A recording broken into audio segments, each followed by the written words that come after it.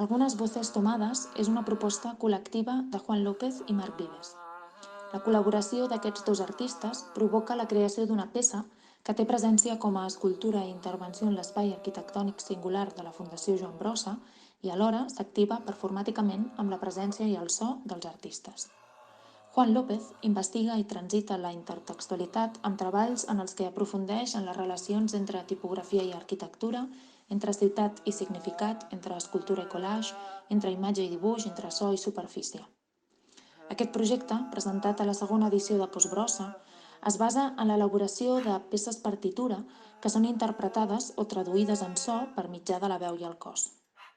A partir de fragments de contraformes tipogràfiques fetes amb formigó a gran escala i instal·lades sobre els murs de la gran biblioteca de la Fundació,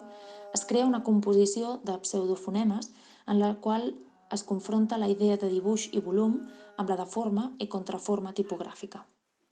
Marc Vives, que es mou entre les arts visuals i les arts en viu i d'acció i que parteix moltes vegades d'allò textual per formalitzar-ho en performance, és l'encarregat d'interpretar aquesta partitura dissenyada per Juan López. Les modificacions de forma i signe dels fonemes i les tipografies poden dificultar a priori la comprensió del missatge, però al mateix temps obren la possibilitat de generar nous significats i de proporcionar un altre tipus de comunicació.